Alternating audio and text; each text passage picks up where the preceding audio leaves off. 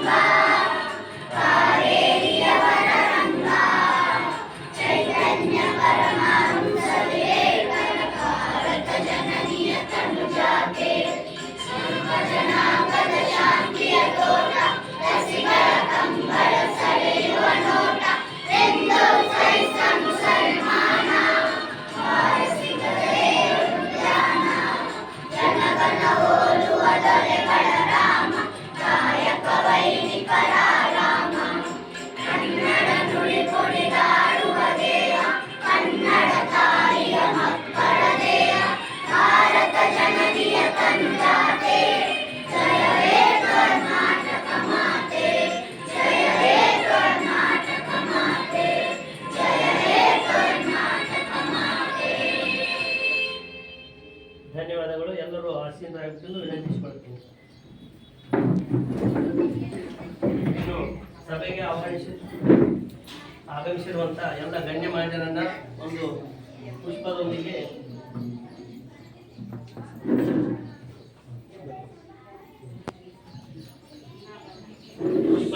ಸ್ವಾಗತಿಸೋಣ.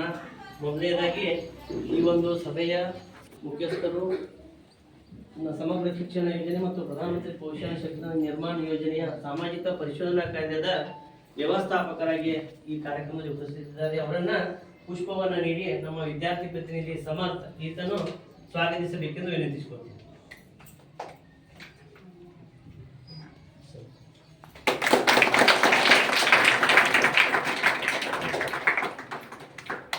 ಧನ್ಯವಾದಗಳು. ಇನ್ನು ಈ ಕಾರ್ಯಕ್ರಮದ ಅಧ್ಯಕ್ಷತೆಯನ್ನು ವಹಿಸಿರುವಂತ ಶ್ರೀ ಅನ್ಬರಸ್ ಹರ್ಜನ್ ಇವರು ಈ ಕಾರ್ಯಕ್ರಮದ ಅಧ್ಯಕ್ಷತೆಯನ್ನು ವಹಿಸಿದ್ದಾರೆ. ಅವರನ್ನ ಹೃತ್ಪೂರ್ವಕವಾಗಿ ನಮ್ಮ ವಿದ್ಯಾರ್ಥಿನಿ ಸ್ವಾಗತಿಸಬೇಕೆಂದು ವಿದ್ಯಾರ್ಥಿ ಕೇಳಿಕೊಳ್ತೀನಿ.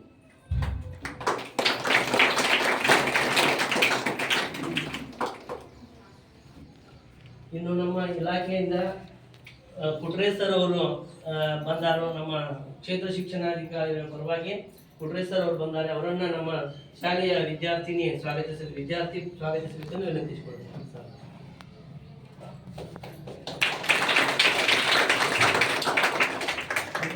SDMC ಅಧ್ಯಕ್ಷರಾದ ಶ್ರೀ ಮಾದೇವ ಹಟ್ಟಿವಳ್ಳಿ ಅವರನ್ನ ಪುಷ್ಪವನ್ನು ನೀಡಿ ಸ್ವಾಗತಿಸಲು ವಿನಂತಿಸಿಕೊಳ್ಳುತ್ತೇನೆ.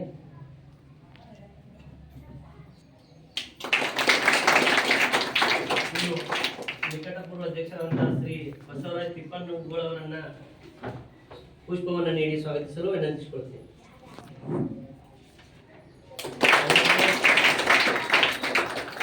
ನಮ್ಮ ಶಾಲೆಯ ಉಪಾಧ್ಯಕ್ಷರಾದ ಇವರನ್ನು ಕೂಡ ಲಕ್ಷ್ಮೀಗಳು ಸ್ವಾಗತಿಸಬೇಕೆಂದು ವಿನಂತಿಸಿಕೊಳ್ಳುತ್ತೇನೆ. ಇಲ್ಲಿ ಉಪಸ್ಥಿತಿರುವಂತಹ ಸರ್ವ ಸದಸ್ಯರನ್ನು ಕೂಡ ನಮ್ಮ ವಿದ್ಯಾರ್ಥಿಗಳು ಪುಷ್ಪವನ್ನು ನೀಡಿ ಪುಷ್ಪವನ್ನು ನೀಡಿ ಸ್ವಾಗತಿಸಲು ವಿನಂತಿಸಿಕೊಳ್ಳುತ್ತೇನೆ. ಇನ್ನು ಈ ಕಾರ್ಯಕ್ರಮಕ್ಕೆ ಶಾರದಾಂಬೆಯ ಪೂಜೆಯನ್ನು ನೆರವೇರಿಸಲಾಗಿದ್ದು, ಇನ್ನು ದೀಪ ಪ್ರಜ್ವಲನೆಯೊಂದಿಗೆ ನಮ್ಮ ಸರ್ ಅವರು ಈ ಒಂದು ಕಾರ್ಯಕ್ರಮಕ್ಕೆ ಚಾಲನೆ ನೀಡಬೇಕೆಂದು ಅವರಲ್ಲಿ ಕೇಳಿಕೊಳ್ಳುತ್ತೇನೆ.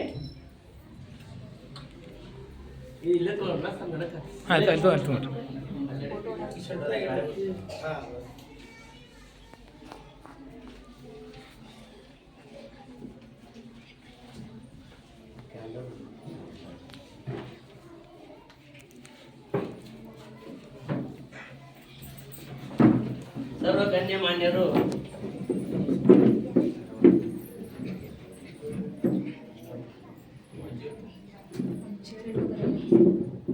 ವಿದ್ಯಾರ್ಥಿ ಪ್ರತಿನಿಧಿ ಸಮರ್ಥ ಹಾಗೂ ವಿದ್ಯಾರ್ಥಿನಿ ಅವರು ಲಕ್ಷ್ಮಿ ಬಾ ಇಲ್ಲೇ ಇದು ಮಾಡ್ಬೇಕಾ? ಎಲ್ಲರೂ ಹಿಡಿತಾರೋ ನೀವು ಇದು ಮಾಡಿ.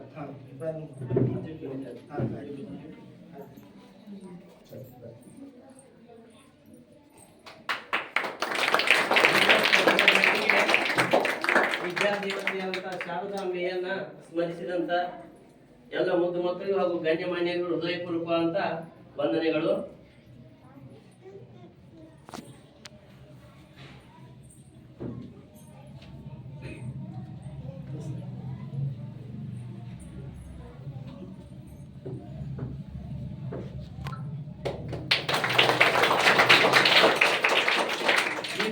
ಎಲ್ಲರೂ ಆಶೀರ್ವಾದರಾಗಬೇಕೆಂದು ವಿನಂತಿಸಿಕೊಳ್ಳುತ್ತೇನೆ.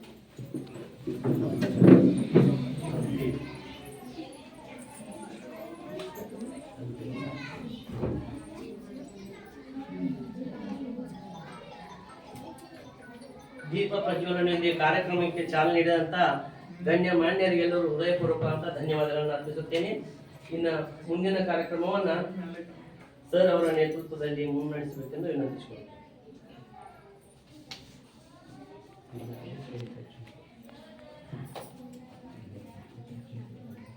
ಎಲ್ಲರಿಗೂ ನಮಸ್ಕಾರ. ನನ್ನ ಹೆಸರು ಶ್ರೀಧರ್ ದೇಸಾಯಿ ಅಂತ, ಜಿಲ್ಲಾ ಕಾರ್ಯಕ್ರಮ ವ್ಯವಸ್ಥಾಪಕರು, ಜಿಲ್ಲಾ ಪಂಚಾಯತ್ ಬೆಳಗಾವಿ. ಸಾಮಾಜಿಕ ಪರಿಶೋಧನಾ ಸಂಬಂಧಪಟ್ಟ ಎಲ್ಲ ಏನು ಯೋಜನೆಗಳು ಸರ್ಕಾರದಿಂದ ಕೊಡ್ತಾರೆ ಅದನ್ನು ಜಿಲ್ಲಾ ಮಟ್ಟದಲ್ಲಿ ಮೇಲ್ವಿಚಾರಣೆ ಮಾಡ್ತಾರೆ.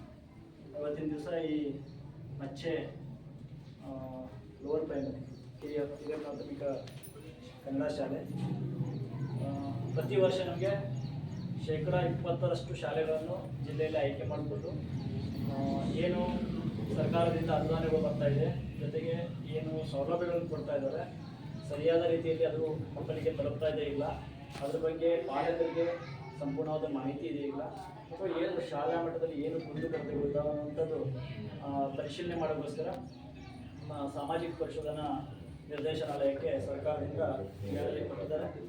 ಸುಮಾರು ಜುಲೈ 8ನೇ ತಾರೀಕಿನಿಂದ ಪ್ರಾರಂಭವಾಗಿದ್ದು ಇದು ಮಾರ್ಚ್ ತನಕ ಈ ವರ್ಷ ಎಷ್ಟು ನಮಗೆ 1000 1,000 ಸ್ಕೂಲ್ಗಳನ್ನು ನಾವು ಇಡೀ ಜಿಲ್ಲೆಯಲ್ಲಿ ಮಾಡ್ತಾ ಇದ್ದೇವೆ. ಅದರಲ್ಲಿ ಇದು ಒಂದು. ಸೊ 4 ದಿವಸಗಳ ಕಾಲ ನಮ್ಮ ತಂಡದವರು ನಿಮ್ಮ ಶಾಲೆಯಲ್ಲಿ ಆಗುವಂಥ ಎಲ್ಲ ಪ್ರಕ್ರಿಯೆ, ಒಂದು ಮಕ್ಕಳು ಬರುವಂಥದ್ದಿರ್ಬೋದು, ಅಥವಾ ಮಕ್ಕಳಿಗೆ ಏನು ಬೆಳಗ್ಗೆ ಹಾಲು ಕೊಡ್ತಾ ಇರ್ಬೋದು, ಮಧ್ಯಾಹ್ನ ಊಟ ಕೊಡ್ತಾ ಇರ್ಬೋದು, ಜೊತೆಗೆ ಏನೇನು ಸೌಲಭ್ಯಗಳು ಕೊಟ್ಟಿದ್ದಾರೆ, ದಾಖಲೆಗಳಲ್ಲಿ ಏನೇನಿದ್ದಾವೆ, ಜೊತೆಗೆ ಪೇರೆಂಟ್ಸ್ಗಳು ಪೋಷಕರ ಏನು ಅಭಿಪ್ರಾಯಗಳಿದ್ದಾವೆ, ಜೊತೆಗೆ ಶಾಲೆ ಇರುವಂಥ ಈ ಪ್ಲೇಸಿಗೆ ಯಾವ ರೀತಿ ಸೌಲಭ್ಯಗಳನ್ನು ಕೊಟ್ಟಿದ್ದಾರೆ ಸರ್ಕಾರದಿಂದ, ಜೊತೆಗೆ ಸಮಗ್ರ ಶಿಕ್ಷಣದಲ್ಲಿ ಮಕ್ಕಳಿಗೆ ಕೊಡುವಂಥ ಎಜುಕೇಷನ್ ಕೊಡುವಂಥ ವಿಧಾನಗಳು, ಜೊತೆಗೆ ಎಲ್ಲ ಕ್ಷೇತ್ರದಲ್ಲಿ ಒಂದು ವಿಧಾನಗಳು ಆಯಿತು, ಜೊತೆಗೆ ಲ್ಯಾಬ್ಗಳು ಆಯಿತು, ಪ್ಲೇ ಗ್ರೌಂಡ್ ಆಯಿತು. ಅಂದರೆ ಸಮಗ್ರ ಶಿಕ್ಷಣ ಸಂಬಂಧಪಟ್ಟಂತೆ ಒಂದು ಮಗು ಶಾಲೆಯಲ್ಲಿ ಕಲಿಬೇಕಂದ್ರೆ ಎಲ್ಲ ವಿಷಯಗಳನ್ನು ಕಲಿಬೇಕನ್ನೋದು ಸರ್ಕಾರದ ಒಂದು ಉದ್ದೇಶ. ಇದರಲ್ಲಿ ನಮ್ಮ ತಂಡದಿಂದ ಈಗಾಗಲೇ ಪರಿಶೀಲನೆ ಮಾಡಿದ್ದೇವೆ. ಮುಖ್ಯವಾಗಿ ಈ ಸಮಗ್ರ ಶಿಕ್ಷಣದಲ್ಲಿ ಕ್ವಾಲಿಟಿ ಆಫ್ ಎಜುಕೇಷನ್ ಕೊಡಬೇಕು, ಉತ್ತಮ ಗುಣಮಟ್ಟದ ಶಿಕ್ಷಣ, ಜೊತೆಗೆ ಏನು ಸ್ಕೂಲಿಗೆ ಬರ್ತಾ ಇದ್ದಾರೆ ಆ ಮಕ್ಕಳಿಗೆ ಸೌಲಭ್ಯಗಳು ಶಾಲೆಯಲ್ಲಿ ಏನು ನಾವು ಮನೆಯಲ್ಲಿ ಸೌಲಭ್ಯಗಳನ್ನು ಕೊಡ್ತೇವೆ ಅವೆಲ್ಲ ಸೌಲಭ್ಯಗಳು ಶಾಲೆಯಲ್ಲಿ ಕೂಡ ಇರಬೇಕು. ಜೊತೆಗೆ ಕಲಿಕೆಯಲ್ಲಿ ಅವರು ಹಿಂದಿದ್ರೆ ಅವರಿಗೆ ಮುಂದೆ ತರೋಗೋಸ್ಕರ ವಿಶೇಷವಾದ ಕ್ಲಾಸ್ಗಳನ್ನು ಕೂಡ ಕೊಡಲಿಕ್ಕೆ ಸಮಗ್ರ ಶಿಕ್ಷಣದ ಅಡಿಯಲ್ಲಿ ಇರುವಂಥದ್ದು. ಜೊತೆಗೆ ಮಧ್ಯಾಹ್ನ ಉಪಹಾರ, ಈಗ ಈ ಹಿಂದೆ ಏನಾಗ್ತಿತ್ತು, ಉಪಹಾರ ಇಲ್ಲದೆ ಅವರು ಹಸು ಇದ್ದಾಗ ಮಗು ಕಲೀಲಿಕ್ಕೆ ಇಂಟ್ರೆಸ್ಟ್ ಪಡ್ತಿರಲಿಲ್ಲ, ಹೊಟ್ಟೆ ಹಸುವಿಲ್ಲ. ಸೊ ಬೆಳಗ್ಗೆ ಒಂದು 2 ತಾಸು ಅವರು ಮಗು ಒಂದು ಕಾನ್ಸಂಟ್ರೇಟ್ ಮಾಡಿದರೆ ಅದ್ರ ನಂತರ ಮನೆ ಕಡೆನೋ ಅಥವಾ ಊಟ ಬೇಕು ಅನ್ನುವಂಥ ಹೊಟ್ಟೆ ಹಸು ಆ ಸರ್ಕಾರ ಮಟ್ಟದಲ್ಲಿ ಅದು ಕೂಡ ಫುಲ್ಫಿಲ್ ಮಾಡಿಬಿಟ್ಟಿದ್ದಾರೆ. ಬೆಳಗ್ಗೆ ಹಾಲು, ಮಧ್ಯಾಹ್ನ ಊಟ, ಜೊತೆಗೆ ವಾರದಲ್ಲಿ 2 ದಿನ ಮೊಟ್ಟೆ ಚಕ್ಕಿ ಅಂತ ಕೊಡ್ತಾ ಇದ್ರು. ಈಗ ಇನ್ನು ಮುಂದೆ ಅದು ಪ್ರತಿದಿನ ಕೊಡೋದು ಕೂಡ ಒಂದು ಅಜೀಮ್ ಪ್ರೇಮ್ಜಿ ಫೌಂಡೇಶನ್ನಿಂದ ಪ್ರತಿದಿನ ಮೊಟ್ಟೆ ಕೊಡಬೇಕು ಮಕ್ಕಳಿಗೆ ಅನ್ನುವಂಥದ್ದು ಕೂಡ ಈಗಾಗಲೇ ಆಗಿದೆ. ಸರ್ಕಾರ ಮಟ್ಟದಿಂದ ಆದೇಶ ಬರೋದಷ್ಟೇ ವೇಟ್ ಮಾಡ್ತಾ ಇದ್ದಾರೆ. ಇದ್ರ ಮುಂದೆ ಕೂಡ ಅದು ಪ್ರತಿದಿನ ಕೊಡುವಂಥದ್ದಾಗುತ್ತೆ. ಸೊ ಎಲ್ಲವೂ ಕೂಡ ಈ ಪೇರೆಂಟ್ಸ್ ಕಲಿಬೇಕಂದ್ರೆ ಈಗ ನಾವು ಆಡಿಟ್ ಮಾಡಿ ಹೋದ್ರಾಗಿಲ್ಲ. ನಾವು ಆಡಿಟ್ ಮಾಡಿದ ಮೇಲೆ ಏನು ಅಭಿಪ್ರಾಯಗಳು ನಾವು ಕ್ರೋಢೀಕರಣ ಮಾಡುವಂಥ ವರದಿ ಜೊತೆಗೆ ಪೇರೆಂಟ್ಸ್ಗಳ ಅಭಿಪ್ರಾಯ ಬೇಕು. ಇಲ್ಲಿ ಏನು ಚೇಂಜಸ್ ಬದಲಾವಣೆಗಳು ಅಥವಾ ಏನು ಸಮಸ್ಯೆಗಳು ಇದ್ದಾವೆ ಅಥವಾ ಏನು ನಾವು ಸಲಹೆಗಳನ್ನು ಸರ್ಕಾರ ಮಟ್ಟದಲ್ಲಿ ಕೊಡಬಹುದು ಅಥವಾ ಇಲ್ಲಿಯೇ ಬೇಕಾಗುವಂಥ ಏನು ಇನ್ಫ್ರಾಸ್ಟ್ರಕ್ಚರ್ ಇರ್ಬೋದು ಅಥವಾ ಏನು ಸಾಮಗ್ರಿಗಳು ಇರ್ಬೋದು, ಲ್ಯಾಬ್ ಇರ್ಬೋದು, ಟೀಚರ್ಸ್ ಇರ್ಬೋದು, ಎಲ್ಲವೂ ಕೂಡ ನಾವು ಇಲ್ಲಿ ಸಭೆಯಲ್ಲಿ ಚರ್ಚೆ ಮಾಡೋಕ್ಕೋಸ್ಕರ ಕೊನೆಯ ದಿನ ನಾವು ಸಭೆ ಕರೆದಿದ್ದೇವೆ. ಸೊ ಈಗಾಗಲೇ ರೆಸಿಡೆನ್ಸಿ ಅಧ್ಯಕ್ಷರು, ಉಪಾಧ್ಯಕ್ಷರು, ಮೆಂಬರ್ಸ್ ಸೇರಿ ಏನು ಅನುದಾನ ಬಂದಿದೆ ಬಳಕೆ ಮಾಡ್ಕೊಂಡಿದ್ದಾರೆ. ಅದು ಬಳಕೆ ಮಾಡಿದ ಮೇಲೆ ಅದನ್ನು ಸೋಷಲೈಟ್ ಮಾಡಬೇಕಂದ್ರೆ 3ನೇ ವ್ಯಕ್ತಿ ಅಂದರೆ ಒಂದು ನೋಡಲ್ ಅಧಿಕಾರಿ ಅಥವಾ ಒಬ್ಬ ಪೇರೆಂಟ್ಸಲ್ಲಿರುವಂಥ ಸೀನಿಯರ್ ಅಥವಾ ಒಬ್ಬ ಪೇರೆಂಟ್ಸ್ ಅನ್ನು ಅಧ್ಯಕ್ಷತೆ ಸ್ಥಾನ ವಹಿಸಿ ಒಂದು ಡಿಸಿಷನ್ ತಗೊಳ್ಳೋಕ್ಕೆ, ಹೌದು ರೆಸಿಡೆನ್ಸಿ ಅಧ್ಯಕ್ಷರು, ಸದಸ್ಯರು, HM ಸೇರಿ ಮಾಡುವಂಥ ಖರ್ಚು ವೆಚ್ಚವು ಸರಿಯಾಗಿದೆ ಅನ್ನೋದಕ್ಕೆ ಒಪ್ಪಿಗೆ ಕೊಡೋದಕ್ಕೋಸ್ಕರ ಪೇರೆಂಟ್ಸು ಬೇಕು, ಜೊತೆಗೆ ಒಬ್ಬ ಪೇರೆಂಟ್ಸಲ್ಲಿರುವಂಥ ಒಬ್ಬರು ಅಧ್ಯಕ್ಷತೆ ಸ್ಥಾನ ವಹಿಸಿ ಒಟ್ಟು ಮಾಡ್ತಾ ಇದ್ದೇವೆ. ಸೊ ನೀವು ಈಗೇನು ನಾವು ಚರ್ಚೆ ಮಾಡ್ತೇವೆ, ಮಕ್ಕಳು ಇಲ್ಲೇ ಇದ್ದಾರೆ, ಸೊ ಮುಕ್ತವಾಗಿ ಚರ್ಚೆ ಮಾಡುವ. ಇಲ್ಲಿ ಏನು ನಾವು ಚರ್ಚೆ ಮಾಡ್ತೇವೆ ಅದು ನಾವು ಮುಂದೆ ನಾವು ಬದಲಾವಣೆ ಮಾಡೋಕ್ಕೋಸ್ಕರ ಅಥವಾ ನಾವು ಏನು ಸರ್ಕಾರಕ್ಕೆ ಸಲಹೆಗಳನ್ನು ಕೊಡ್ಬೋದು ಅಥವಾ ನಮ್ಮ ಬೇಡಿಕೆ ಏನಿದೆ ಅನ್ನೋದು ಸರ್ಕಾರ ಮಟ್ಟಕ್ಕೆ ತೋರಿಸ್ಬೇಕಂತಿದ್ರೆ ನೀವೆಲ್ಲರೂ ಇಲ್ಲಿ ಪಾರ್ಟಿಸಿಪೇಟ್ ಮಾಡಬೇಕು. ಎಲ್ಲರೂ ಕೂಡ ಕೆಲಸ ಬಿಟ್ಟು ಇವತ್ತು ಬಂದಿದ್ದಾರೆ. ಯಾಕೆ? ನಮ್ಮ ಮಗು ಇವತ್ತು ಶಾಲೆಯಲ್ಲಿ ಕಲಿತಾ ಇದೆ, ಏನೋ ಒಂದು ಶಾಲೆಯಲ್ಲಿ ಸಭೆ ಆಗ್ತಾ ಇದೆ, ಆ ಮಗುಗೆ ಏನಾದರೂ ಒಳ್ಳೆಯ ಅಂಶಗಳು ಸಿಗ್ಬೋದು. ನಾವಿವತ್ತು ಹೋಗಿ ಸಭೆಯಲ್ಲಿ ನಮ್ಮ ಸಮಸ್ಯೆಗಳು, ಯಾಕಂದ್ರೆ ಮಕ್ಕಳು ಏನು ಮಾಡ್ತಾರೆ, ಶಾಲೆಯಲ್ಲಿ ಏನು ಸಮಸ್ಯೆ ಹೇಳಲ್ಲ, ಮನೆಗೆ ಹೋಗಿಬಿಟ್ಟು ಪೇರೆಂಟ್ಸಿಗೆ ಹೇಳ್ಬೋದು ಏನೋ ಒಂದು ಸಣ್ಣ ಅಂಶ, ಏನು ಮಧ್ಯಾಹ್ನ ಇವತ್ತು ಊಟ ಸರಿ ಇರಲಿಲ್ಲ ಅಂತ ಹೇಳ್ಬೋದು. ಇವತ್ತು ಸರಿ ಇರಲಿಲ್ಲ, ಅನ್ನ ಗಟ್ಟಿತ್ತು ಅಥವಾ ಸಾಂಬಾರು ಸರಿ ಇರಲಿಲ್ಲ, ಏನಾದರೂ ಒಂದು ರೀಸನ್ ಹೇಳ್ಬೋದು. ಅಥವಾ ಇವತ್ತು ಟೀಚರೇ ಬಂದಿಲ್ಲ ಅಂತ ಹೇಳ್ಬೋದು. ಹೋಗಿ ಇವತ್ತು ನನಗೆ ಮ್ಯಾಥ್ಸ್ ಕಲಿಬೇಕಂತಿತ್ತು, ಮ್ಯಾಥ್ಸ್ ಟೀಚರ್ ಬಂದಿಲ್ಲ, ಅಥವಾ ಏನೋ ಒಂದು ಸೈನ್ಸ್ ಕಲಿಬೇಕಿತ್ತು, ಬಂದಿಲ್ಲ. ಈ ಥರ ಸಣ್ಣ ಪುಟ್ಟ ಅಂಶಗಳು ಇರ್ತದೆ. ಈಗ ಟೀಚರ್ಸ್ಗಳಿಗೂ ಕೂಡ ಸಮಸ್ಯೆ ಇರ್ತವೆ, ಅಂದರೆ ಬೇರೆ ಆಫೀಷಿಯಲ್ ಬೇರೆ ಕೆಲಸ ಇರ್ತಾರೆ ಅಥವಾ ಏನೋ ಒಂದು ಅವತ್ತು ಲೀವ್ ಹಾಕಿರ್ತಾರೆ, ಆರೋಗ್ಯ ಕೆಟ್ಟಿರ್ತದೆ.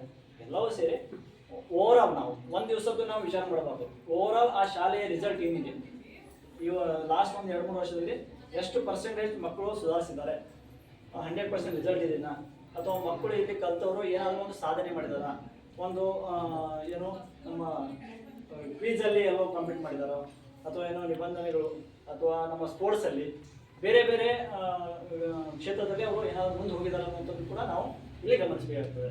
ಸೊ ನಾವು ಬಂದಿರೋದು 4 ದಿವಸ, ನೀವು ಕಂಟಿನ್ಯೂಸ್ ಆಗಿ ನೀವು ಪೇರೆಂಟ್ಸ್ ಇಲ್ಲಿ ಇರ್ತೀರ, ಮಕ್ಕಳು ನೀವು ಇಲ್ಲೇ ಇರ್ತೀರ, ಏನು ವಿಷಯ ಇದೆ ನಮಗೆ ಹೇಳಿಬಿಟ್ರೆ ಅಥವಾ ನಾವು ಇಲ್ಲಿ ಇವತ್ತು ಚರ್ಚೆ ಮಾಡಿಬಿಟ್ರೆ ಒಂದು ತೀರ್ಮಾನ ತೊಗೊಂಡ್ಬಿಟ್ಟು ಸರ್ಕಾರಕ್ಕೆ ಕಳಿಸುವಂಥ ಜವಾಬ್ದಾರಿ ಇವತ್ತು ಮಾಡ್ತೇವೆ. ಸೊ ಇನ್ನು ಮುಂದೆ ನಮ್ಮ ಏನು ಸಾಮಾನ್ಯ ಮಾಹಿತಿ ಇರ್ಬೋದು, ವರದಿ ಇದು ನಮ್ಮ ತಂಡದವರು ಹೇಳ್ತಾರೆ. ಸೊ ತಾವು ಕೂಡ ಶಾಂತ ರೀತಿಯಲ್ಲಿ ಕೇಳ್ಕೊಂಡು ಏನು ಅಭಿಪ್ರಾಯಗಳು ಇದ್ರೂ ಕೂಡ ತಾವು ಇಲ್ಲಿ ಚರ್ಚೆ ಮಾಡ್ಬೋದು ಅಂತ ಹೇಳ್ತಾ ನಾನು ವಾಸ್ತವಿಕ ಮಾತನ್ನು ಮುಗಿಸ್ತೇನೆ. ನಮಸ್ಕಾರ. ಶ್ರೀಧರ್ ದೇಸಾಯಿ, ಮಾನ್ಯ ಜಿಲ್ಲಾ ಪಂಚಾಯಿತಿ ಅಧಿಕಾರಿಗಳು ಅವರು ಈ ಸಭೆಯ ಉದ್ದೇಶವನ್ನು, ಅದರ ಆಗು ಹೋಗುಗಳನ್ನು, ಮುಂದಿನ ದಿನಗಳಲ್ಲಿ ಏನು ಸಮಸ್ಯೆ ಇದಾವಲ್ಲ ಪರಿಹಾರ ಮಾಡಬೇಕಂದ್ರೆ ತಮ್ಮ ಸಹಕಾರ ಯಾವ ರೀತಿಯಾಗಿದೆ ಬೇಕಾಗತ್ತೆ ಅನ್ನೋದನ್ನು ತಾವು ಅತ್ಯಂತ ವಿಸ್ತೃತವಾಗಿ ಹೇಳಿದ್ದೀರಿ. ತಮಗೆ ಹೃದಯಪೂರ್ವಕವಂತ ಧನ್ಯವಾದಗಳನ್ನು ನಮ್ಮ ಗ್ರಾಮಾಂತರವಾಗಿ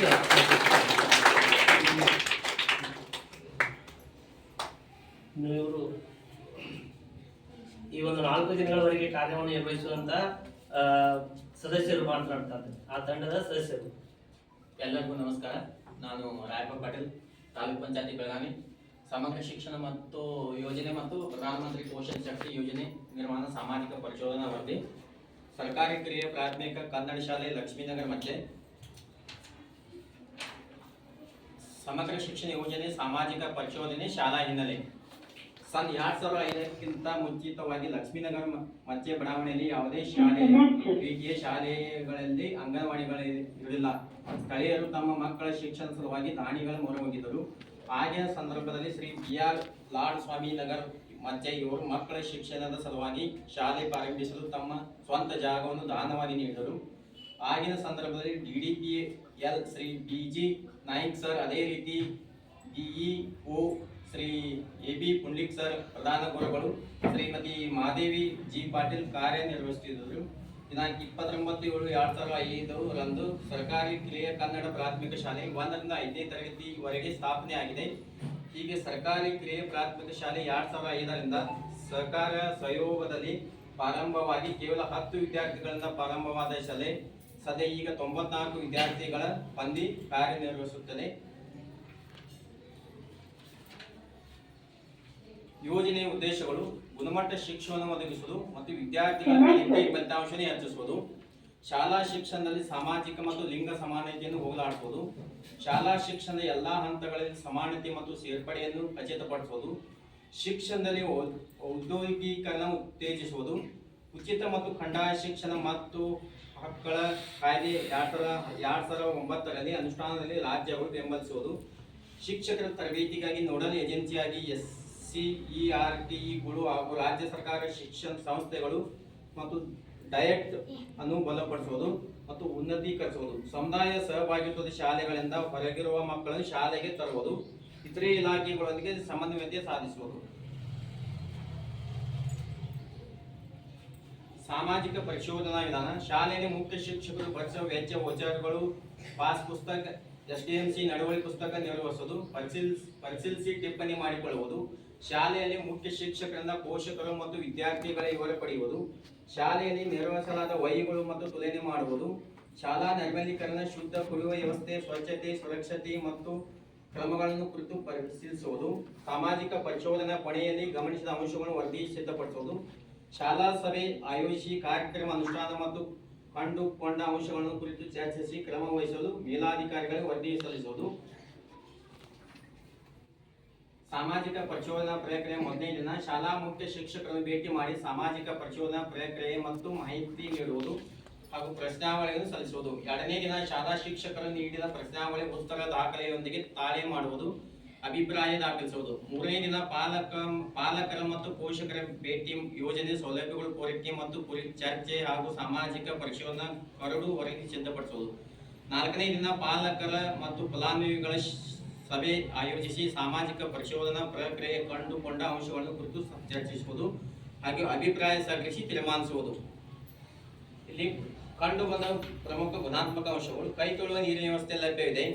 1ರಿಂದ 5ನೇ ತರಗತಿ ವಿದ್ಯಾರ್ಥಿಗಳು ಸಾಕ್ಸ್ ಮತ್ತು ಪಠ್ಯ ಪುಸ್ತಕಗಳನ್ನು ಕೊಟ್ಟಿರ್ತಾರೆ. ಅದೇ ರೀತಿ ಸಮವಸ್ತ್ರವನ್ನು ಕೊಟ್ಟಿರ್ತಾರೆ. ಮಕ್ಕಳ ನಿಯಮಿತ ಹಾಜರಾತಿ ಉತ್ತಮವಾಗಿದೆ. ಶಿಕ್ಷಕರ ನಿಯಮಿತ ಹಾಜರಾತಿ ಉತ್ತಮವಾಗಿದೆ. ಮಕ್ಕಳು ಶಿಸ್ತು ಸ್ವಚ್ಛತೆಯಿಂದ ಇರ್ತಾರೆ.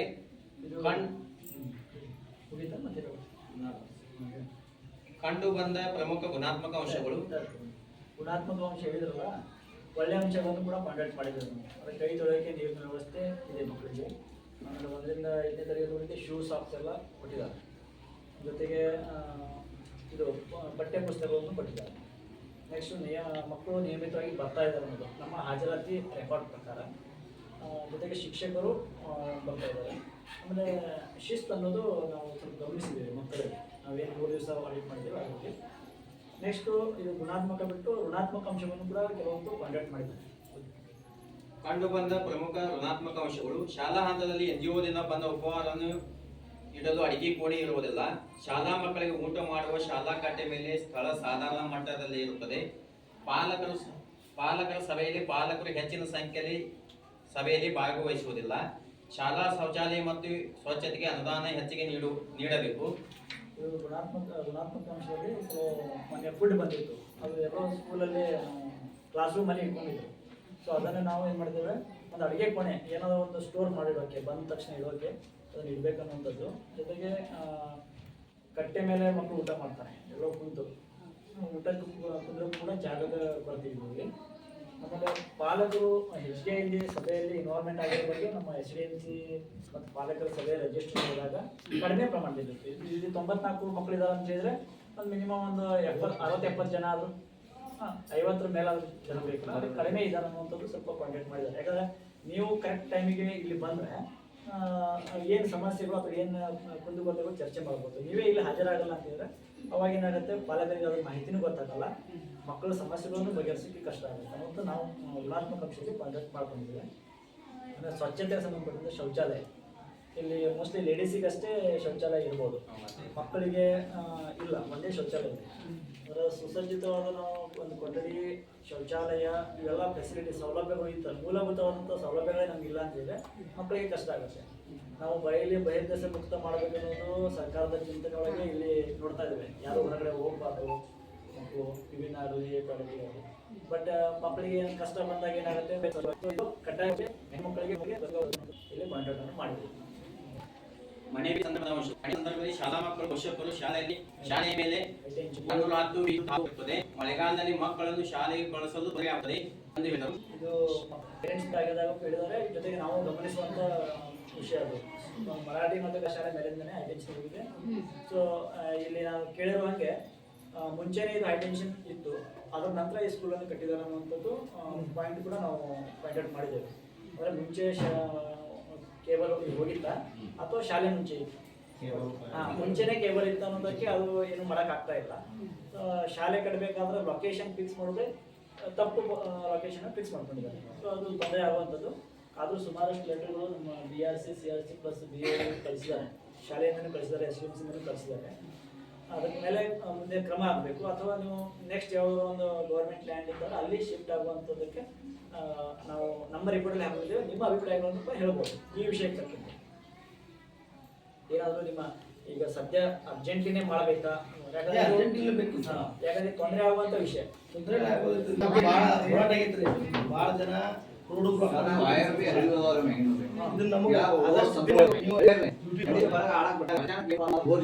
ಅದೇ ನಾವು ಅದನ್ನ ಪಾಯಿಂಟ್ ಔಟ್ ಯಾಕೆ ಮಾಡ್ಕೊಂಡೆ, ಫಸ್ಟ್ ಬಂದಿದ ತಕ್ಷಣ ನಾನು ಹೇಳಿದ್ದಾರೆ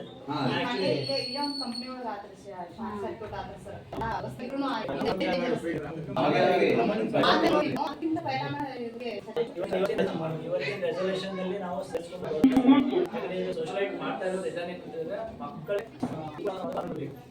ಈಗ ಇದರಿಂದ ಮಕ್ಕಳ ಮೆದುಳು ಮೇಲೂ ಪರಿಮಾಣ ಆಗ್ಬೋದು.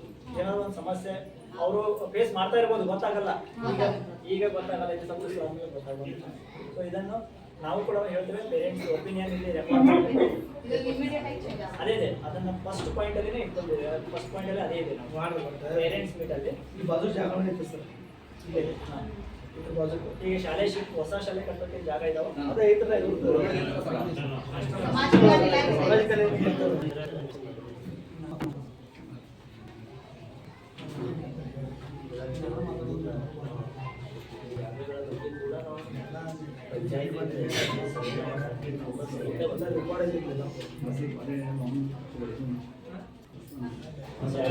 ಜಾಗ ಇದೆ, ಖಾಲಿ ಜಾಗ ಇದೆ.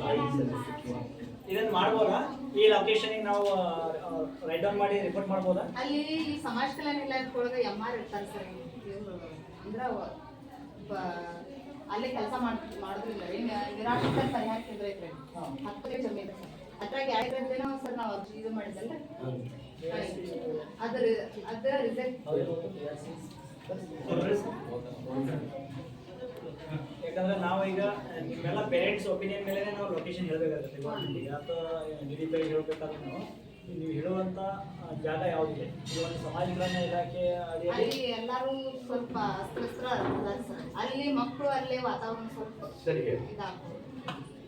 ಈಗ ಅದೇ ಈಗ ಸ್ಕೂಲ್ ನಾವು ಗಮನಿಸಿದ ಪಾಯಿಂಟ್ ಅಲ್ಲ, ಪೇರೆಂಟ್ಸು ಸುಮಾರಷ್ಟು ಸಲ ಈಗಾಗಲೇ SDMC ಕೂಡ ಚರ್ಚೆ ಆಗಿ ವೇದಿಕೆಯಲ್ಲಿ ಆಶ್ರಮ ಎಲ್ಲ ಗಣ್ಯಮಾನ್ಯರು, ಪಾಲಕರು, ಉದ್ಯೋಗಗಳು, ಈ ಶಾಲೆಯ ಮುಖ್ಯೋಪಾಧ್ಯಾಯರು, ಶಿಕ್ಷಕರಿಗೆ, ಊರಿನ ಹಿರಿಯರು ಸರ್ ಈಗ ಹೇಳಿದಾಗೆ ಇಲ್ಲಿನ ಹೈ ಟೆನ್ಷನ್ ಆಗೋಗಿದೆ. ಅದರ ಸಲುವಾಗಿ ಇಲ್ಲಿ ಸಮೀಪ ಇರುವಂಥ ಒಂದು ಜಗದ ಏನು ಮಾಡಿದ್ವಿ, ನಾವು ಪ್ರಪೋಸಲ್ ಕಳಿಸಿದ್ವಿ ಸಮಾಜ ಕಲ್ಯಾಣ ಇಲಾಖೆಗೆ. 4 ಹೆಸರು ಸರ್ ಇದೆ ಸರ್. ಎಷ್ಟು ಹೆಚ್ಚಿಗೆ ಇದ್ರೆ ಅದು ನಾವು ಕೇಳಿದ್ವಿ, 2 ಶಾಲೆ ಕೂಡ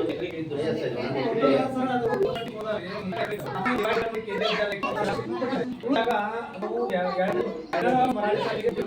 ಈಗ ಮೊದಲೇ ಸಮಾಜ ಕಲ್ಯಾಣ ಇಲಾಖೆದವರು 4 ವರ್ಷ ಹಿಂದೆ ಅವ್ರ ಹಾಸ್ಟೆಲ್ ಕಟ್ಟಲಿಕ್ಕೆ ಅವ್ರು ತಗೊಂಡವ್ರು ಹಣನೂ ಸ್ಯಾಂಕ್ಷನ್ ಇದೆ ಅಂತ ಅದ್ರ ಸಲುವಾಗಿ ಅವ್ರು ಕೊಡಲ್ಲ ಅಂತ ನಮ್ಗೆ ಏನ್ ಮಾಡಿದ್ದಾರೆ ಸಮಾಜ ಕಲ್ಯಾಣ ಒಂದು 2 ತಿಂಗಳು ಅವು ಕೂಡ ನಾವು ಬಹಳಷ್ಟು ಡಿಸ್ಕಷನ್ ಮಾಡಿದ್ದೇವೆ.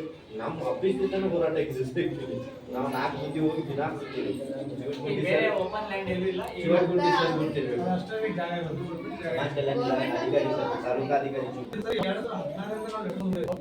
ನಾನು ಹೊಳ್ಳಿ ಮತ್ತೆ ಇದು ಏನ್ ಮಾಡ್ರಿ ಅಲ್ಲಿ ಎಲ್ಲ ಉತ್ತರ ತೆಗೆದು ಅಲ್ಲಿ ಫೋಟೋ ತೆಗೆದು ಫೈಲ್ ಮಾಡಿ ಮುಖ್ಯಮಂತ್ರಿಗಳಿಂದ ಮತ್ತೆ ನಾವು ವಿಡಿಯೋ ಕೊಟ್ಟರು.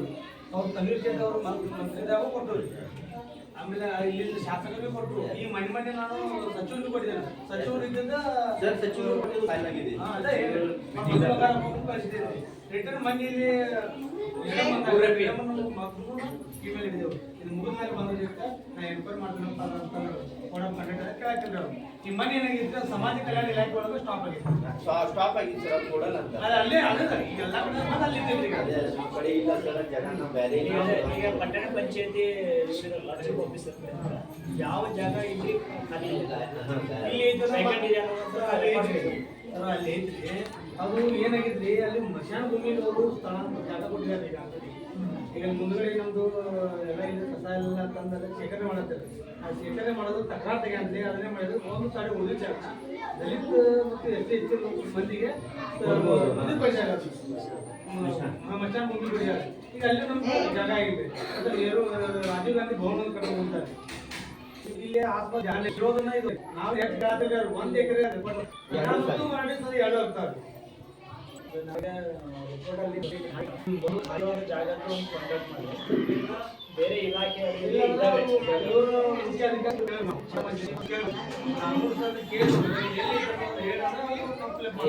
ಅವ್ರು ಕೇಳಿದ್ರೆ ಭಾಳ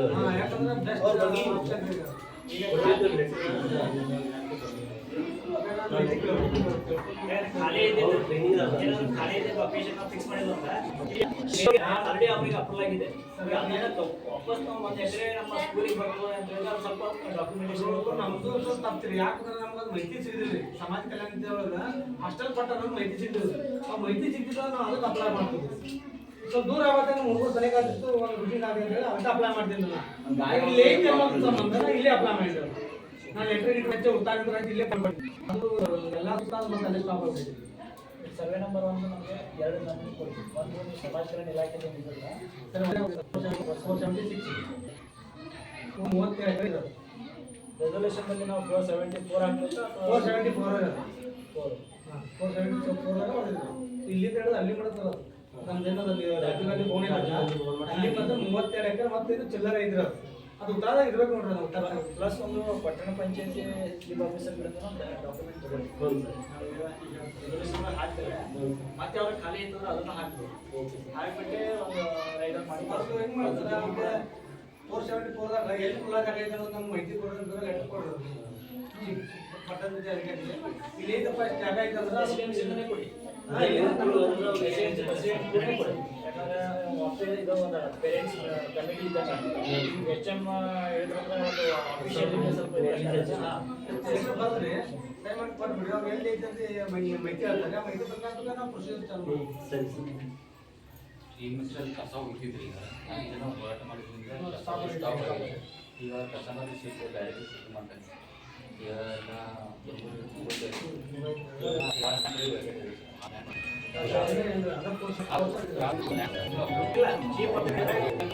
ಯಾವ ಲ್ಯಾಂಡ್ ಖಾಲಿ ಇದೆ ಅಂತ ಚೀಫ್ ಆಫೀಸರ್ ಗೊತ್ತಾಗ್ತದೆ. ಕೊಟ್ಬಿಟ್ರೆ ಕ್ಲಿಯರ್ ಆಗುತ್ತೆ. ಅವಾಗ ಏನಾಗುತ್ತೆ ಅಲ್ಲಿ ಒಂದು ಎಕರೆ ಒಂದು 2 ಎಕರೆ ಜಾಗ ಇದೆ. ಗೌರ್ಮೆಂಟ್ ಸ್ಕೂಲ್ 3-4 ಎಕರೆ ಉಳಿದ್ರಿ. ಅದ್ರಾಗ ಮಧ್ಯಾಹ್ನ ಭೂಮಿನ ಕಡೆ ಕೊಟ್ಟಾರ. ರಾಜೀವ್ ಗಾಂಧಿ ಭವನ ಕೊಟ್ಟಾರೆ. ಮತ್ತೆ ಏನು ಸೌಲಭ್ಯ ಕೊಡಬೇಕು ನಾವು. ಅದೇ ನಮ್ಮ ಕಡೆ ಮೇನ್ ಪಾಯಿಂಟ್ ಇಲ್ಲ. ಈಗ ಕೊಠಡಿ ಇಲ್ಲ, ಶೌಚಾಲಯ ಇಲ್ಲ, ಪ್ಲೇ ಗ್ರೌಂಡ್ ಇಲ್ಲ, ಪ್ಲಸ್ ಶಾಲೆ ಮೇಲಿರುವಂಥ ತಂತಿ 4 ನಾವು ಮೇಜರ್ ಆಗಿ ಮಾತಾಡಬೇಕು. ಲೊಕೇಶನ್ ಫಿಕ್ಸ್ ಮಾಡಬೇಕಾದ್ರು ತಪ್ಪು ಲೊಕೇಶನ್ ಫಿಕ್ಸ್ ಫಸ್ಟ್ ಅಲ್ಲೇ ನೀವು ಸ್ಟಾರ್ಟ್ ಮಾಡ್ಕೊಂಡ್ಬಿಟ್ಟಿದ್ದೀರಿ. ಸರ್ ಇದು ಹೆಂಗಿದ್ರಿ ಇಲ್ಲಿ ಅಲ್ಲೊಂದು ಮನೆಗಳು ಗಂಡು ಮಕ್ಕಳಿಗೆ ಶೌಚಾಲಯದ ಸಮಸ್ಯೆ ಇದೆ ಎಂದು ತಿಳಿಸಿದರು. ಆಟದ ಮೈದಾನದ ಸಮಸ್ಯೆ ಇದೆ ಎಂದು ಹೇಳಿದರು. ಸಾಮಾಜಿಕ ಪರಿಶೋಧನೆ ಕಂಡು ಬಂದ ಪ್ರಮುಖ ಅಂಶಗಳು ವಿವಿಧ ತಂತ್ರಜ್ಞಾನ ಬಳಕೆ ಮಾಡಬಹುದಾಗಿದೆ. ವಿವಿಧ ಸೌಲಭ್ಯಗಳು ಲಭ್ಯವಿದೆ.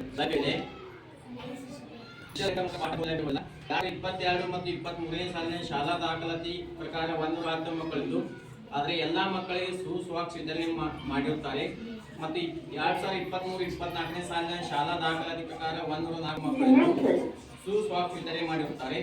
2022-23ನೇ ಸಾಲಿನ ಎಲ್ಲಾ ಮಕ್ಕಳಿಗೆ ಪುಸ್ತಕ ಮತ್ತು ಸಮವಸ್ತ್ರ ನೀಡಿರುತ್ತಾರೆ. 2023-24ನೇ ಸಾಲಿನ ಎಲ್ಲಾ ಮಕ್ಕಳಿಗೆ ಪಠ್ಯ ಪುಸ್ತಕ ಮತ್ತು ಸಮವಸ್ತ್ರ ನೀಡಿರುತ್ತಾರೆ. 2024-25ನೇ ಸಾಲಿನ ಶಾಲಾ ದಾಖಲಾತಿ ಪ್ರಕಾರ 95 ಮಕ್ಕಳಿದ್ದು ಪಠ್ಯ ಪುಸ್ತಕ ಮತ್ತು ಸಮವಸ್ತ್ರ ಕೊಟ್ಟಿರುತ್ತಾರೆ. ಆದರೆ ಒಂದು ಮಗು ಬೇರೆ ಶಾಲೆಗೆ ವರ್ಗಾವಣೆ ಆಗಿರುತ್ತದೆ. ಮಗುವಿನ ಹೆಸರು ಕುಮಾರಿ ತನುಜ ಅಗಲಪ್ಪ ಕೊಪ್ಪಲ್. ಶಾಲೆಯ ಹೆಸರು ಗನ್ಸ್ ಪ್ರೌಢ ಮತ್ತು ಪ್ರಾಥಮಿಕ ಶಾಲೆಗೆ ದಾಖಲಾಗಿರುತ್ತದೆ. ಕರೆಕ್ಟ್ ಅಲ್ವಾ ಅದು? ಸಾಕ್ಸು ಪಠ್ಯ ಪುಸ್ತಕ 3 ವರ್ಷದಲ್ಲಿ ಎಲ್ಲರಿಗೂ ಕೊಟ್ಟಿದ್ದಾರೆ ಇದೆ. ಯಾರಿಗಾದ್ರೂ ಆ ಥರ ಕೊಟ್ಟಿಲ್ಲ ಅನ್ನೋದಿದ್ರೆ ನೀವು ಹೇಳ್ಬೋದು. ನಮಗೆ ನಮ್ಮ ಊರಿಗೆ ಸಾಕ್ಸ್ ಇಲ್ಲ ಅಥವಾ ವಿಷಯ ಇದ್ದು ಕೂಡ ನೀವು ಹೇಳ್ಬೋದು. ಕೊಟ್ಟಿದ್ದಾರೆ. 2023 ಸಾಲಿನ ಬಳಕೆ ಅನುದಾನ ಮೊತ್ತವು 758 ರೂಪಾಯಿ ಇರುತ್ತದೆ. ಆದರೆ 7/3/2022 ಬಡ್ಡಿ ಮೊತ್ತವನ್ನು PU BRC ಬೆಳಗಾವಿಯವರ ಖಾತೆಗೆ ಮೌಖಿಕ ಆದೇಶದ ಮೇರೆಗೆ ವರ್ಗಾವಣೆ ಮಾಡಿರುತ್ತಾರೆ. ಶಾಲಾ ಹಂತದಲ್ಲಿ ಶೌಚಾಲಯ ಕೊರತೆ ಇರುತ್ತದೆ. ಶಾಲಾ ಅಡಿ ಇರುವುದಿಲ್ಲ. ಆಟದ ಮೈದಾನ ಇರುವುದಿಲ್ಲ. ಶಾಲಾ ಮಕ್ಕಳಿಗೆ ಊಟದ ತಟ್ಟೆ ಹಾಗೂ ಲೋಟಗಳು ಕೊರತೆ ಇರುತ್ತದೆ. ಮೇಲ್ಛಾವಣಿ ಹೈ ಟೆನ್ಷನ್ ವಿದ್ಯುತ್ ತಂತಿಗಳು ಹಾದು ಹೋಗಿರುವುದರಿಂದ ವಿದ್ಯಾರ್ಥಿಗಳು ಹಾಗೂ ಶಿಕ್ಷಕರ ಸುರಕ್ಷತೆ ಸಮಸ್ಯೆ ಇರುತ್ತದೆ. ಶ್ರೀ ರಂಜಿತ್ ಸಿಂಗೇರಿ ಪೆಟ್ರೋಲ್ ಪಂಪ್ 13 ಮಕ್ಕಳಿಗೆ ಸಮವಸ್ತ್ರ ನೀಡಿರುತ್ತಾರೆ. ಅವರು ದಾನವಾಗಿ ಕೊಟ್ಟಿದ್ದಾರೆ.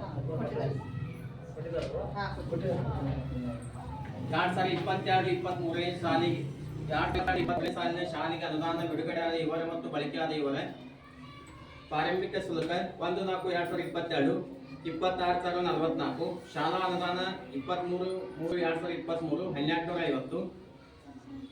ಸುಸ್ವಾಕ್ಸ್ ಮತ್ತು ಸ್ವಚ್ಛತಾ ಆಂದೋಲನ 21/10/2022 29,680. ಶೌಚಾಲಯ ಮತ್ತು ನೀರಿನ ಸ್ವಚ್ಛತೆ ಅನುದಾನ 20/8/2022 4/3/2023 3,175 3,175.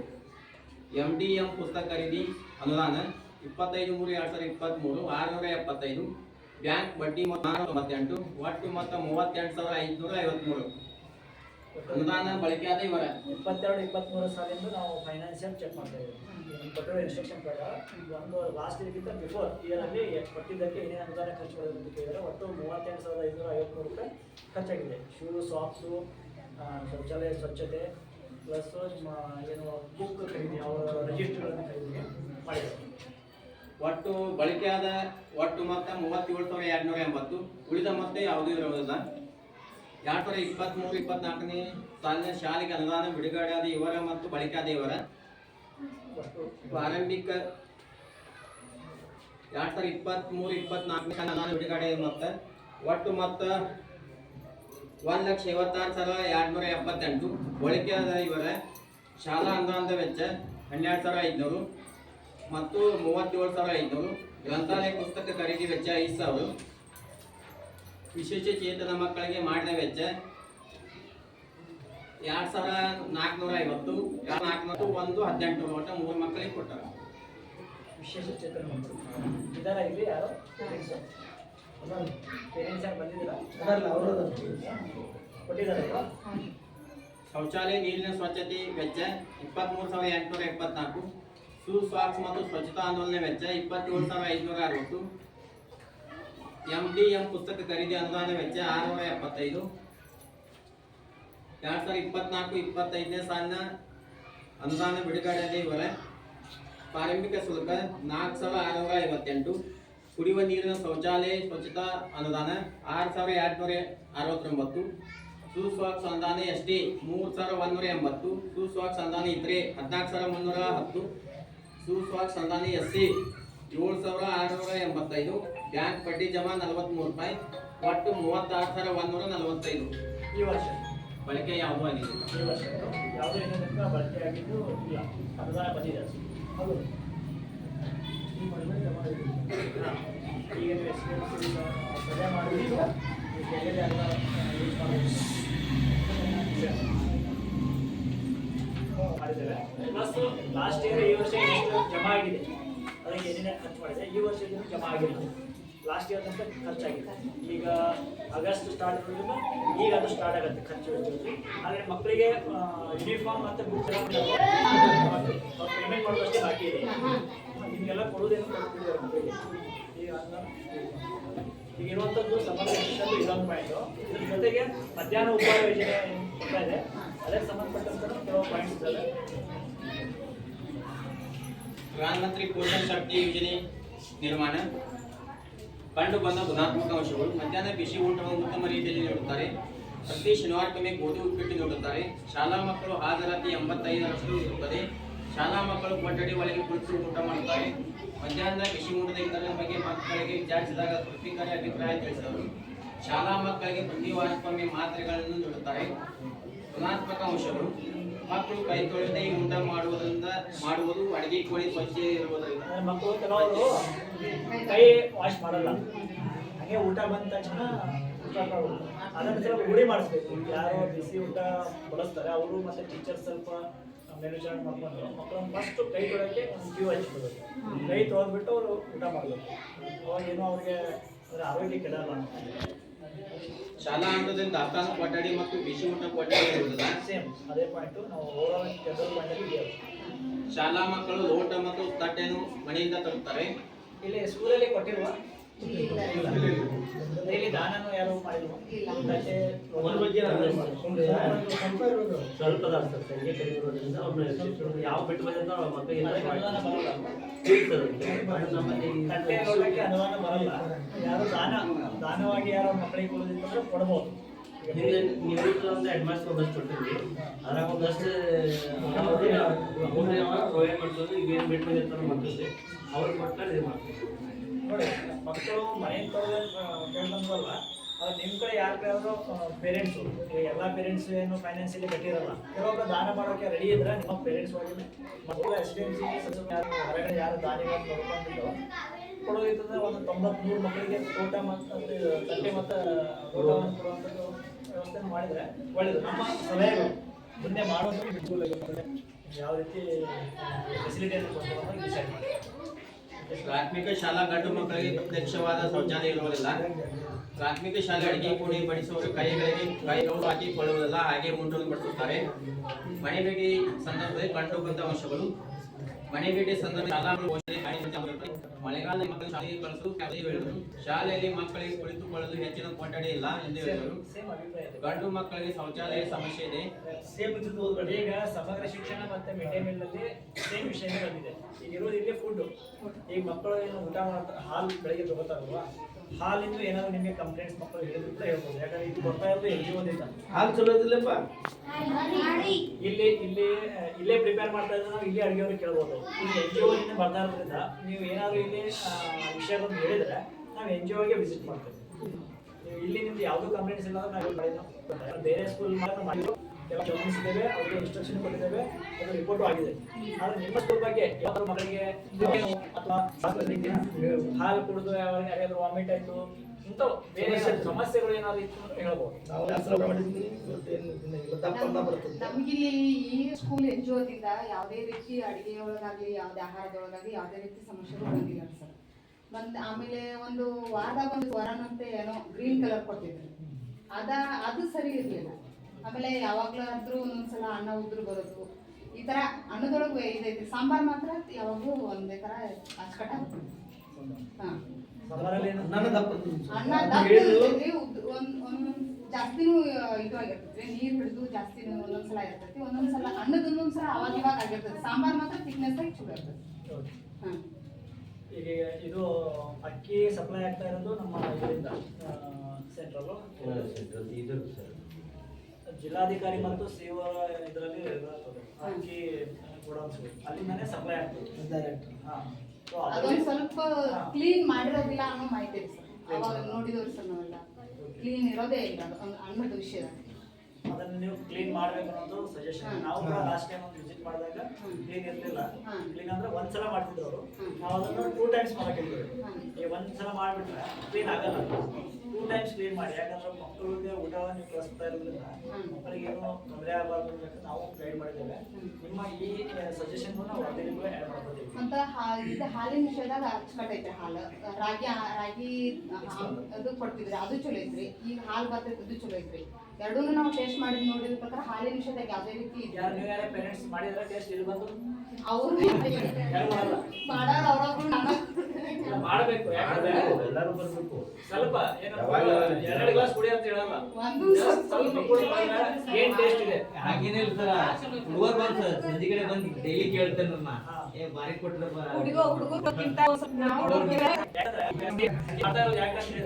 ಮಕ್ಕಳಿಗೆ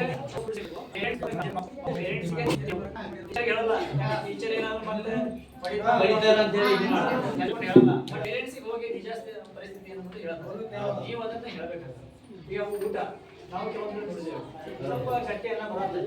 ಆದ್ರೆ ಗಟ್ಟಿ ಎಲ್ಲ ಬಂದ್ರು ಕೂಡ ಅನ್ನ ಹೆಂಗಿತ್ತು, ಕಲ್ಲು ಬಂತು, ಭತ್ತ ಬಂತು, ಏನಾದ್ರು ಬಂತು ಅಂತ ವಿಷಯ ಬರುತ್ತೆ. ಈಗ ನಮ್ಮ ಮನೆಯಲ್ಲಿ ಕೂಡ ಅದು ಬರುತ್ತೆ. ಆದ್ರೆ ಇದು ಸ್ಪೆಷಲ್ ಕಾಳಜಿ ಇಟ್ಕೋಬೇಕಾಗುತ್ತೆ.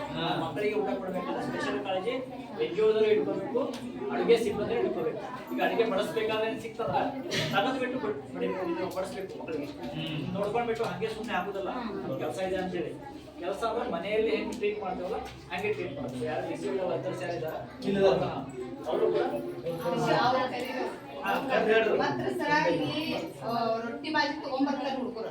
ಅನ್ನ ಸಾರ ಅಷ್ಟೇ ಇವ್ರು ಪ್ರಶ್ನೆ ಮಾಡಿದ್ದಾರೆ ಒಂದು ದಿವಸ, ಯಾಕೆ ಇಲ್ಲಿ ಅನ್ನ ಸಾರ ಎಲ್ಲಾನು ಉಣ್ಣಂಗಿಲ್ಲ ಮಕ್ಕಳು ಅಂತ.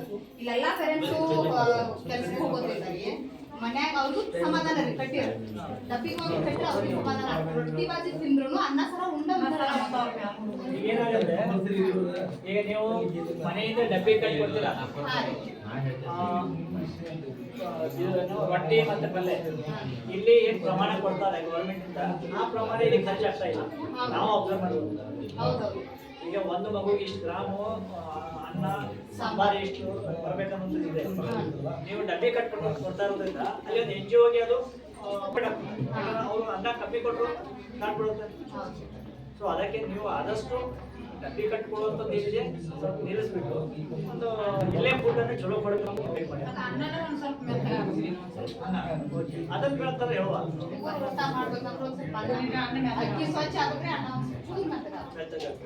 ಇಲ್ಲ, ಯಾಕಂದ್ರೆ ಸುಮಾರಷ್ಟು ನೋಡಿದೇವೆ ನಾವು.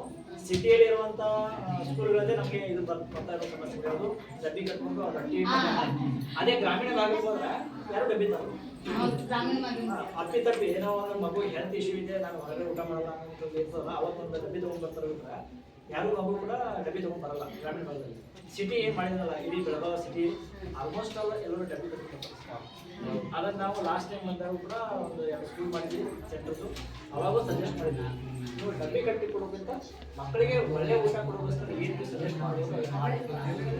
ಯಾಕಂದ್ರೆ ಮಗು ಒಂದು ವಜ್ಜೆ ಹಾಕಬೇಕು, ಪ್ಲಸ್ ನಿಮಗೂ ಅದು ಬೆಳಗ್ಗೆ ಎಲ್ಲರೂ ಕೆಲಸಕ್ಕೆ ಹೋಗ್ಬೇಕಂದ್ರೆ ಅದನ್ನು ಕಟ್ಕೊಡುವಂಥ ಒಂದು ಜವಾಬ್ದಾರಿ ಇರ್ತದೆ. ಏನಿಲ್ಲ, ಮಗುಗೆ ಅವ್ನು ರೆಡಿ ಮಾಡಬೇಕು. ಶಾಲೆ ಕಳಿಸಿದಂಥ ಹಾಲಿಂದ ಹಿಡಿದು ಊಟ, ಸಾಯಂಕಾಲ ಬಂದ್ಮೇಲೆ ನೀವು ರೊಟ್ಟಿ ಕೊಡಬೇಡ ಅಂತ ಹೇಳಲ್ಲ. ಯಾಕಂದ್ರೆ ಇಲ್ಲಿ ವೇಸ್ಟ್ ಆಗುತ್ತೆ. NGOದಿಂದ ಕಳಿಸಿರುವ ಅನ್ನ ಸಾಂಬಾರು ಅದು ಕ್ವಾಲಿಟಿ ಬೇಕನ್ನೋದಕ್ಕೆ ನಾವು ಸಜೆಸ್ಟ್ ಮಾಡುವ. ಬಟ್ ನಾವು ಅದನ್ನು ಸ್ವಲ್ಪ ನಾವೇ ಅವಾಯ್ಡ್ ಮಾಡ್ತೀವಿ, ಪೇರೆಂಟ್ಸ್ಗಳೇ ಮಾಡೋದು.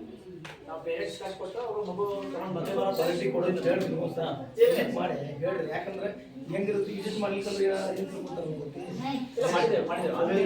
ಲಾಸ್ಟ್ ಮಂತ್ ಅಲ್ಲಿ ಒಂದು ವಿಸಿಟ್ ಮಾಡಿದ್ದೇನೆ, ಸಮೃದ್ಧಿ ಅವ ಇದು ಸಮೃದ್ಧಿ NGOಗೆ ವಿಸಿಟ್ ಮಾಡಿ ಅವರಿಗೆ ಹೇಳಿ ಗೈಡ್ ಮಾಡಿದ್ದೇವೆ.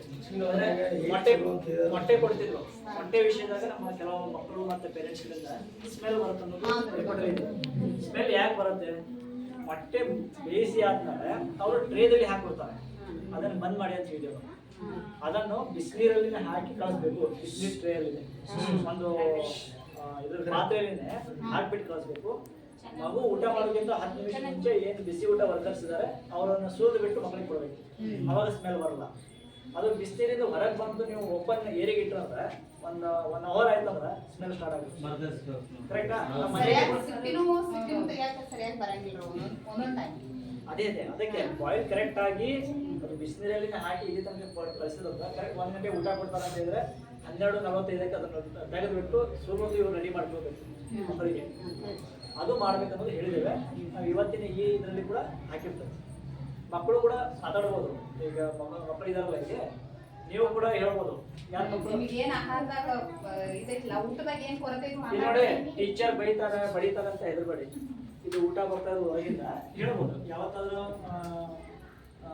ಅನ್ನ ಊಟ ಮಾಡ್ಬೇಕಾದ್ರೆ ಕಲ್ಲಿಗಿಲು ಸಿಕ್ತ ಅದನ್ನು ಹೇಳ್ಬೋದು. ಕಲ್ಲು ಸಿಕ್ತ, ಅನ್ನ ತಿಂದ್ರ ಹೊಟ್ಟೆ ನುಯ್ಸ್ತ, ವಾಂತಿ ಆತ, ಅದನ್ನೆಲ್ಲ ಹೇಳ್ಬೋದು.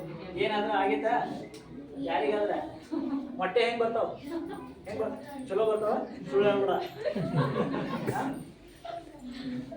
ಚಕ್ಕಿ ಕೊಡ್ತಾರ? ಚಕ್ಕಿ ಎಷ್ಟು? 1 ಕೊಡ್ತಾರ, 2 ಕೊಡ್ತಾರ? ಒಂದ ಚಕ್ಕಿ ನೋಡಿ 30 ರಿಂದ 40 ಗ್ರಾಮ್ ಚಕ್ಕಿ ಕೊಡ್ಬೇಕಂತಿದೆ. ಇದು ಕಡಿಮೆ ಇದೆ. ನಮ್ಮಲ್ಲಿ ಕ್ವಾಂಟಿಟಿ ನೋಡಿದಾಗ 25 ಗ್ರಾಮ್ ಇದೆ. ಅದು ಅಲ್ಲಿಂದ ಬರ್ತಾ ಇದೆ, ಬರ್ತಾ ಇದೆ. ಅದನ್ನು ರಿಪೋರ್ಟ್ ಅದು ಅಷ್ಟು ಗ್ರಾಮ್ ಇರಬೇಕು.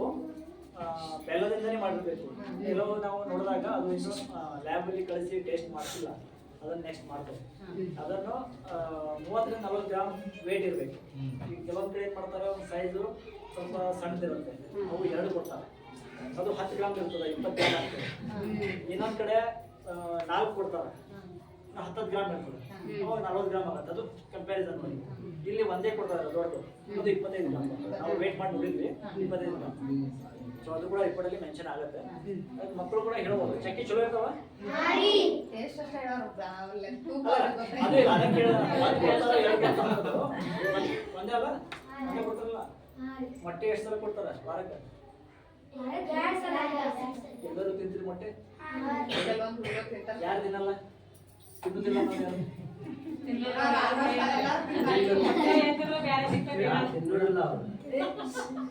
ಮೊಟ್ಟೆ ಯಾರು ತಿನ್ನಲ್ಲ? ಶ್ರಾವಣ ಮುಗಿತದೆ ಮತ್ತೆ ಎಲ್ಲಾರು ಚಲೋ ಮಾಡ್ತಾರೆ.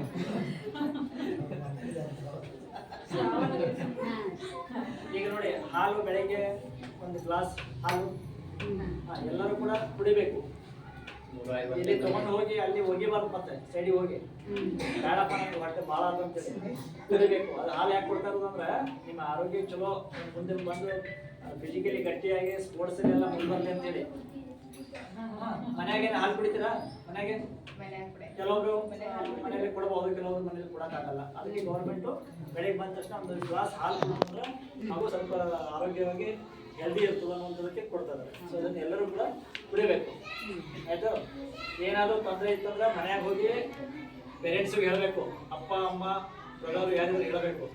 ಪ್ಲಸ್ ಇಲ್ಲಿ ಟೀಚರ್ಗೂ ಹೇಳಬೇಕು, ಇವತ್ತು ಯಾಕೋ ಅನ್ನ ಗಟ್ಟಿ ಐತೆ ಹೋಗಿ ಹೇಳಬೇಕು. ಟೀಚರ್ ಏನು ಬಡಿಯಲ್ಲ ನಿಮಗೆ, ಅನ್ನ ಗಟ್ಟಿ ಐತಂದ್ರೆ ಹೆದರುವಂಥದ್ದೇನಿಲ್ಲ. ಆದ್ರೆ ಶಾಲೆ ಒಳಗೆ ಪಾಠ ಮಾಡ್ಬೇಕಾದ್ರೆ ಕರೆಕ್ಟಾಗಿ ಲಕ್ಷ್ಯ ಇಟ್ಕೋಬೇಕು ಶಾಲೆ ಒಳಗೆ. ಆವಾಗ ಮನೆ ಕಡೆ ಇವತ್ತೇನೋ ಚಿಕನ್ ಮಾಡ್ಯಾರೋ ಮಟನ್ ಮಾಡ್ಯಾರೋ ಅಲ್ಲಿ ಟೀಚರ್ ಇರಬಾರ್ದು. ಶಾಲೆಗೆ ಬಂದಮೇಲೆ ಶಾಲೆ ಒಳಗೆ ಟೀಚರ್ ಬಂದಮೇಲೆ ಎಲ್ಲ ನಿಮ್ಮ ಲಕ್ಷ್ಯ ಇರಬೇಕು. ಬೆಳಿಗ್ಗೆಯಿಂದ ಸಾಯಂಕಾಲವರೆಗೆ ಏನೇನು ಕಲಿಸ್ತಾರೆ ಹೇಳ್ತೀರಿ? ಯಾರಾದ್ರೊಬ್ರು ಹೇಳ್ತೀನಿ.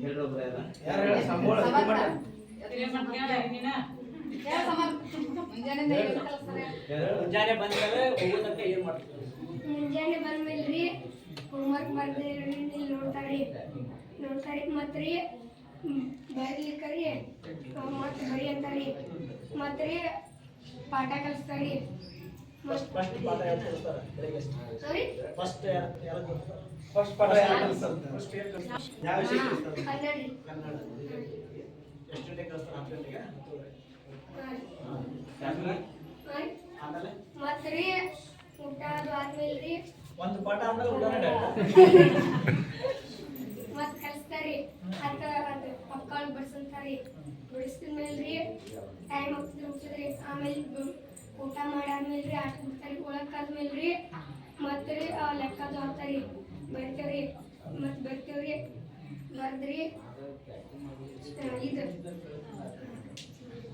ಪುಸ್ತಕ ಒಳಗಿನ ಇವ್ರಿ ಶಬ್ದಾವಳಿ ಬರಿ ಅಂತಾರಿ. ಬರ್ತೇವ್ರಿ ಮತ್ತು ಎಷ್ಟನೇ ಕ್ಲಾಸ್? 4ನೇತೆ. 5ನೇತೆ ಯಾರಿದ್ರೆ ಹೇಳ್ತೀವಿ. ಯಾವ್ಯಾವ ಕ್ಲಾಸ್ ಕಲಿಸ್ತಾರೆ ಹೇಳ್ಬೇಕು. ಫಸ್ಟ್ ಯಾವ ಕ್ಲಾಸು?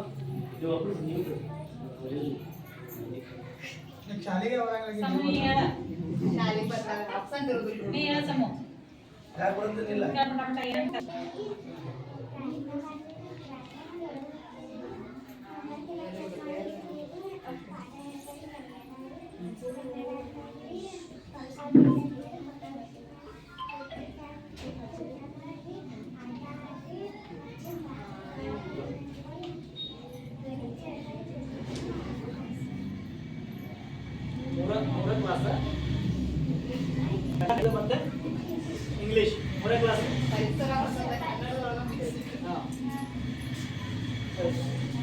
ಸಾಯಂಕಾಲ ಹೋಮ್ವರ್ಕ್ ಕೊಡ್ತಾರ ಇಲ್ಲ ಮನೆಗೆ?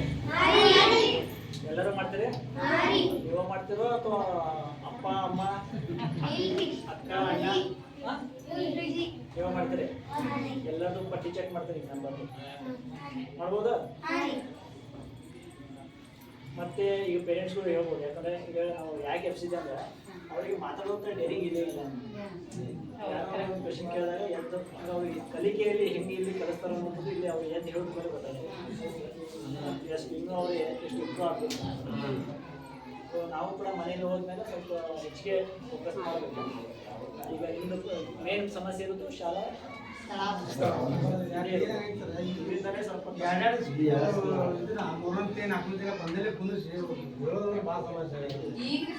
ಅದಾದ್ಮೇಲೆ ಒಂದ್ ಸ್ವಲ್ಪ ನೋಡೋಂಗ್ ಅನ್ಸೋದ್ರಿ. ನಾವೆಲ್ಲ ಒಂದೇ ಕ್ಲಾಸ್ ಅದು ಬ್ಯಾಕ್ ಸೈಡ್ ಒಂದು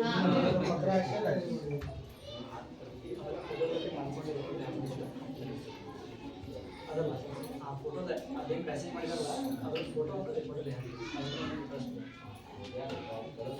ಫೋಟೋಲಿ ಒಂದು ವಿಷಯ. ಮತ್ತೇನಾದರೂ ಈ ಸ್ಕೂಲ್ ಬಿಲ್ಡಿಂಗ್ಸ್ ಬಿಟ್ಟು ಮತ್ತೇನಾದ್ರು ನಿಮ್ಮ ಸಜೆಷನ್ಸ್ಗಳು ಇದ್ರೆ ಟೀಚರ್ಸ್ ಎಲ್ಲ ಟೈಮಿಗೆ ಬರ್ತಾ ಇದ್ದಾರೆ. ನೆಕ್ಸ್ಟ್ ಇದು ಫೆಸಿಲಿಟಿ ಒಳಗೆ ಸ್ಪೋರ್ಟ್ಸಲ್ಲಿ ಯಾರಾದರೂ ಇಲ್ಲಿಂದ ಬೇರೆ ಕಡೆ ಹೋಗಿರುವಂಥದ್ದು ಸ್ಪೋರ್ಟ್ಸ್ ಆಟದ ಗ್ರೌಂಡ್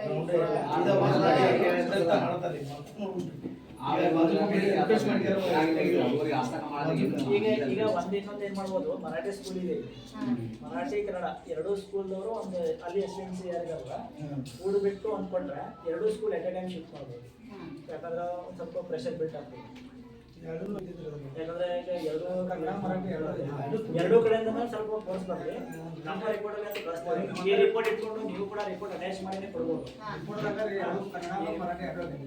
ಸರಿ, ನಾವು ಅದನ್ನು ಮೆನ್ಷನ್ ಮಾಡಿಬಿಡ್ತೇವೆ. ಕನ್ನಡ ಮರಾಠಿ ಸ್ಕೂಲಲ್ಲಿ ನಾವು ಈಗ ಸ್ವಲ್ಪ ನೀವು ಸ್ವಲ್ಪ ಫೋಕಸ್ ಮಾಡಿಬಿಟ್ಟು ಸ್ವಲ್ಪ ಫಾಲೋ ಮಾಡಬೇಕು. ನಾವು ಒಂಥರ ಕೊಟ್ಟ ಮೇಲೆ ಸುಮ್ಮನೆ ಇರಬಾರ್ದು, ಬೆನ್ ಹತ್ತಬೇಕು ಆಫೀಸರ್ಗಳಿಗೆ. ಈಗ ನಾವು ಸಿಒಗೆ ಒಂದು ರಿಪೋರ್ಟ್ ಮಾಡ್ತೇವೆ, ಸಿಒಗೆ ರಿಪೋರ್ಟ್ ಮಾಡಿದ್ರೆ ನಿಮ್ಮ ಕಡೆಯಿಂದ ನಾವು ಪ್ರೆಷರ್ ಬಿಟ್ಟಾದ್ರೆ ಹೌದು ನಮ್ಮ ಸೋಷಿಯಲ್ ರಿಪೋರ್ಟು ಬಂತು ಪ್ಲಸ್ SDMC ರಿಪೋರ್ಟು ಬಂತು, ಇದು ಭಾಳ ಅತಿ ಅವಶ್ಯಕತೆ ಇದೆ ಅನ್ನೋದು ಒಂದು ಡಿಸೈಡ್ ಮಾಡ್ತಾರೆ. ಈಗ ನಾವು ಯಾರು ಕೇಳಿಲ್ಲ ಅಂತಿದ್ರೆ ಅವಾಗ ಏನಾಗುತ್ತೆ, ಆಫೀಸರ್ಗೆ ಗೊತ್ತಾಗಲ್ಲ. ಈ IAS ಅಧಿಕಾರಿಗಳಿಗೆ ಬೇರೆ ಬೇರೆ ಕೆಲಸಗಳು ಇರ್ತಾರೆ. ಅವ್ರಿಗೆ ಒಂದು ಪೇರೆಂಟ್ಸ್ ಸಭೆ ಮಾಡಿ ಒಂದೆಲ್ಲ ರೆಸೊಲ್ಯೂಷನ್ 1, 2, 3 ಎಲ್ಲ ರೆಸೊಲ್ಯೂಷನ್ ಹಾಕಿಬಿಟ್ಟು ಒಂದು ಕೋಆರ್ಡಿನೇಟರ್ ಮಾಡಿ ತಕ್ಷಣ ನಮಗೆ ಆಗಬೇಕು ಅನ್ನೋದು ಮಾಡಿದ್ರೆ ಮುಂದಿನ ವರ್ಷಕ್ಕಾದರೂ ಏನೋ ಒಂದು ವ್ಯವಸ್ಥೆ ಆಗೋದು ಮಾಡ್ಬೋದು. ಈಗಿಂದ ರಾತ್ರಿಯಲ್ಲಿ ಈಗಂತೂ ಆಗಲ್ಲ, ಅದು ಈಗ ಕೊಟ್ಟರೆ ಮುಂದಿನ ವರ್ಷ ಒಂದು ಬಿಲ್ಡಿಂಗು ಅಥವಾ ಏನಾದರೂ ಒಂದು ಸ್ಥಳ ಮಾಡಿದ್ರೆ ನಿಮಗೂ ಒಳ್ಳೆಯದು, ಮಕ್ಕಳ ಹೆಲ್ತ್ಗೂ ಒಳ್ಳೆಯದು. ಯಾವ ಅನಾಹುತ ಆಗೋಕ್ಕಿಂತ ಮುಂಚೆನೇ ನಾವು ಅದನ್ನು ಏನಾದರೂ ಬದಲಾವಣೆ ಮಾಡೋಕ್ಕೆ ಸಾಧ್ಯ ಆದರೆ ಎಲ್ಲರೂ ಸರಿ ಮಾಡುವಂಥದ್ದು. ನೀವು ಯಾವತ್ತೂ ಅಲ್ಲಿ CO ಸರ್ ಹತ್ರ ಹೋದಾಗ ಈಗ ನನಗೆ ಹೇಳಿ, ನಾನು ಅಲ್ಲಿ ಬೇಕಾದ್ರೆ ಬರ್ತೇನೆ.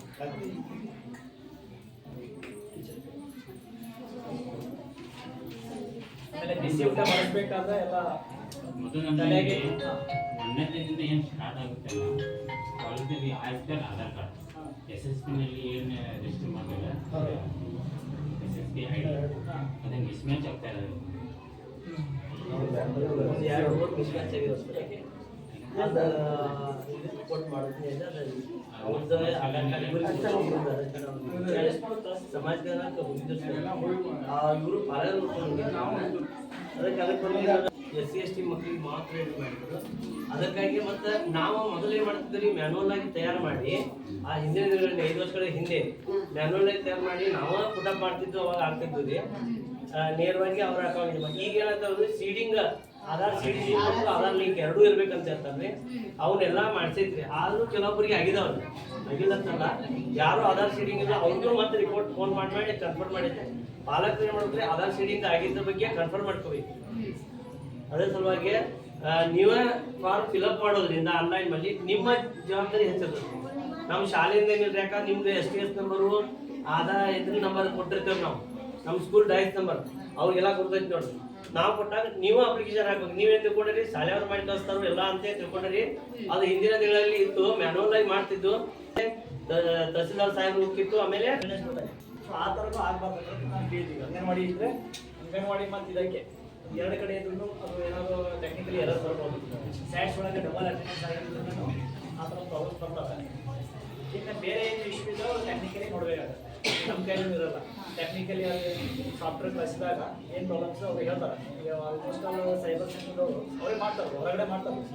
ಹಾಂ, ಅವ್ರು ಹೇಳ್ತಾರೆ, ಗೈಡ್ ಮಾಡಿ ಏನೇನು ಹೇಳ್ಬೇಕು.